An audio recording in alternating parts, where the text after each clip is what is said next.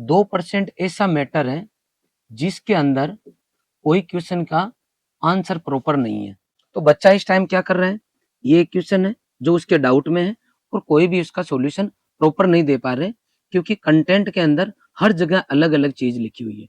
ऐसे करके वो कंटेंट जितना जरूरी है उतना नहीं, उससे कई गुना ज्यादा खरीद के ला रहे हैं, अलग अलग बुक देख रहे हैं, अलग अलग लोगों से मिल रहे हैं, अलग अलग टीचर से संपर्क कर रहे हैं, सर इसका आंसर बता दो, मुझे इसका आंसर बता दो। तो मैं यूं कहना चाहता हूं सभी बच्चों के लिए कि आपने जो मैटर पढ़ा है 98% वो पढ़ा है जिसके आंसर फिक्स है, ताकि आपका दिमाग अंतिम टाइम में इन 2% के चक्कर में इन 98% के ऊपर आप पानी नहीं फेरो। आपका दिमाग जो है 98% जो मैटर है उसको बार बार रिवाइज करने में लगे, आपकी एनर्जी सही डायरेक्शन में लगे। किसी भी एग्जाम को क्रैक करने के लिए सबसे पहले आपके पास उसका सिलेबस होना चाहिए, मैं हर बार बोलता हूँ। उसके बाद में वो टीचर्स होने चाहिए जो आपको बड़े जोश के साथ उसको समझा दें। उसके बाद में आपको कंटिन्यू टेस्ट देना चाहिए और टेस्ट कंप्लीट होने के बाद में आपको टेस्ट सीरीज में पार्टिसिपेट करना चाहिए।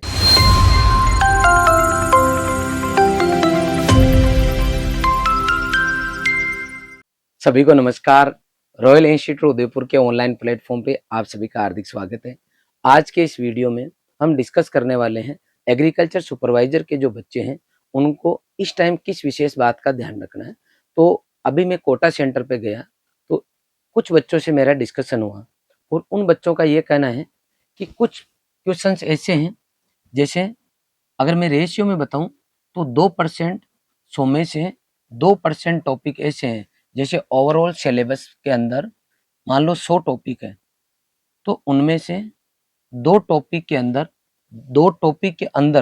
2% ऐसा मैटर है जिसके अंदर कोई क्वेश्चन का आंसर प्रॉपर नहीं है। जैसे फॉर एग्जाम्पल मान लो एग्रीकल्चर कौन सी भाषा का शब्द है, एग्रीकल्चर कौन सी भाषा का शब्द है, तो राजस्थान की जो बुक है उसमें अलग दिया हुआ है।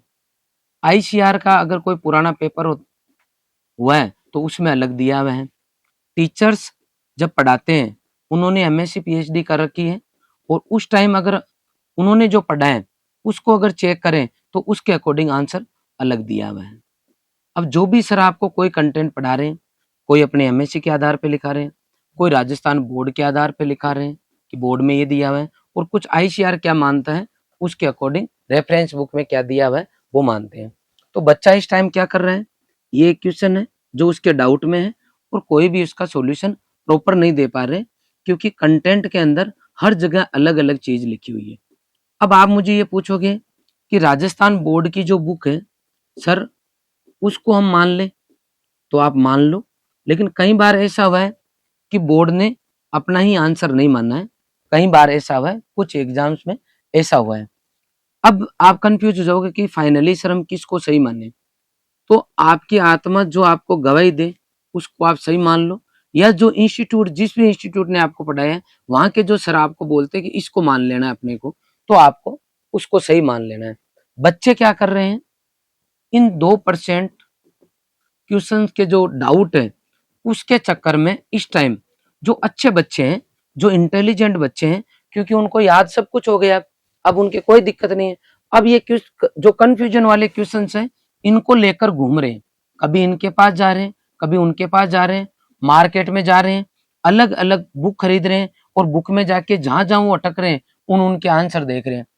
जब उनका आंसर देखते हैं तो हर बुक की डिजाइन या कंटेंट हल्का फुल्का कुछ चेंज मिलता है तो उस बुक को खरीद के ला रहे हैं कि यार ये ठीक है, इसमें आंसर दिया हुआ है और 2 बुक में ये भी इसका आंसर मिल रहा है, इसका मतलब ये बुक ठीक है। ऐसे करके वो कंटेंट जितना जरूरी है उतना नहीं, उससे कई गुना ज्यादा खरीद के ला रहे हैं, अलग अलग बुक देख रहे हैं, अलग अलग लोगों से मिल रहे हैं, अलग अलग टीचर से संपर्क कर रहे हैं, सर इसका आंसर बता दो, मुझे इसका आंसर बता दो। ऐसे करते करते जो अच्छा इंटेलिजेंट बच्चा है अब वो केवल डाउट में जीने लग जाएगा। अगर इस केस में कोई बच्चा फंस चुका है तो अब उसके एनी टाइम हर जगह डाउट ही डाउट आएंगे, किसको मानूं किसको नहीं मानूं, बोर्ड अगर एग्जाम में क्वेश्चन आ गया तो क्या होगा, एक नंबर पे तो नौकरी हाथ से चली जाती है, ऐसे उसके दिमाग में क्वेश्चन आएंगे और वो कहीं ना कहीं डिस्टर्ब होगा। तो सर आप एक्चुअल में कहना क्या चाहते हो, तो मैं यूं कहना चाहता हूँ सभी बच्चों के लिए कि आपने जो मैटर पढ़ा है 98% वो पढ़ा है जिसके आंसर फिक्स है हर बुक के अंदर। हर बुक के अंदर आपको महाराणा प्रताप का जन्म कहाँ हुआ वो सब बुक में एक जैसा लिखा हुआ है। आम का बोटनिकल नाम क्या है वो सब बुक में एक जैसा लिखा हुआ है।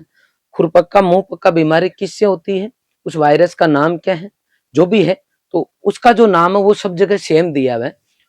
तो कोई सा भी एग्जाम क्यों ना दो, चाहे यूपीएससी हो, चाहे आरएस का एग्जाम हो, चाहे फर्स्ट ग्रेड का एग्जाम हो, जब भी कोई टीचर किसी सिलेबस को पढ़ा रहे हैं तो 2% ऐसे टॉपिक में 2% क्वेश्चन ऐसे आते हैं जिनके आंसर किसी भी बुक में एक जैसा नहीं दिया हुआ। और वो ये भी नहीं कह सकते इसको मान लो, क्योंकि बोर्ड ने भी कई बार जो है जो भी अथॉरिटी है जो एग्जाम करवा रही है वो भी कभी किसी का रेफरेंस मान लेती है, कभी किसी का मान लेती है, ऐसा अक्सर होता है। तो यहाँ पे बच्चों को बिल्कुल सोच समझ के अपने कदम रखना है और ध्यान रखना है कि आपको जिसके आंसर बिल्कुल कंफर्म है 98% क्वेश्चंस के उनको ही पढ़ना है। तो सर इनको हम छोड़ दें क्या, इनको छोड़ो मत, कोई एक पकड़ लो आंसर कि मैं इस क्वेश्चन का आंसर आने पर क्वेश्चन अगर ये आता है तो मैं ये करूंगा। तो जनरली कंट्रोवर्सी के क्वेश्चन आते नहीं है, और अगर कोई आ भी जाता है तो उस टाइम ऑप्शन से कई बार चीजें क्लियर हो जाती है। फिर भी अगर डाउट में रह जाता है तो वो बोर्ड पे छोड़ दो कि वो उसका क्या आंसर मानेगा। आप तो बेटा अपनी तरफ से जो आपके इंस्टीट्यूट के टीचर्स ने आपको बताया है कि इसको ये आंसर मान लो, उन टीचर्स को आप बेस्ट मानते हुए जो आए वो करके आ जाओ, जो वो कहे वो कर लो, ताकि आपका दिमाग अंतिम टाइम में इन 2% के चक्कर में इन 98% के ऊपर आप पानी नहीं फेरो। आपका दिमाग जो है 98% जो मैटर है उसको बार बार रिवाइज करने में लगे, आपकी एनर्जी सही डायरेक्शन में लगे, और इन 2% के चक्कर में पड़ गए तो आपके ये मान के चलो कहीं ना कहीं आप डिप्रेशन के शिकार हो जाओगे। पुनः रिपीट कर रहा हूं, आपको मैं ये कहना चाहता हूं कि कुछ क्वेश्चंस ऐसे हैं जिनके आंसर हर बुक में अलग अलग होते हैं, चाहे वो यूपीएससी हो, आरपीएससी हो, चाहे कोई सा भी एग्जाम क्यों ना हो, हर सब्जेक्ट के अंदर अपवाद स्वरूप कुछ ऐसे मैटर मिलते हैं। आपको उन जो क्वेश्चन है डाउट वाले उनके ऊपर टाइम खराब नहीं करना है, कोई एक सही मानते हुए आगे चलना है। और अभी आपको अलग अलग बुक नहीं पढ़नी है, अलग अलग इंस्टीट्यूट के नोट्स आपको नहीं पढ़ना है। जो भी नोट्स आप एट प्रेजेंट पढ़ रहे हो उनको आप प्रॉपर वे में फॉलो करें। अब आपको ज्यादा दिमाग लगाने की जरूरत नहीं है।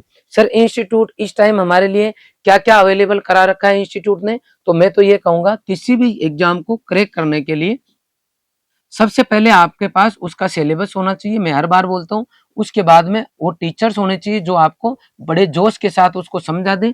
उसके बाद में आपको कंटिन्यू टेस्ट देना चाहिए, और टेस्ट कंप्लीट होने के बाद में आपको टेस्ट सीरीज में पार्टिसिपेट करना चाहिए। अच्छा सिलेबस पढ़ो, कोचिंग की वीडियो देख सकते हो, सेल्फ स्टडी कर सकते हो, किसी कोचिंग के नोट्स ले सकते हो, बुक ले सकते हो, जो कोई आपको मिल रहा है मैटर आपकी आत्मा कह रही है ये बेस्ट है वो ले लो।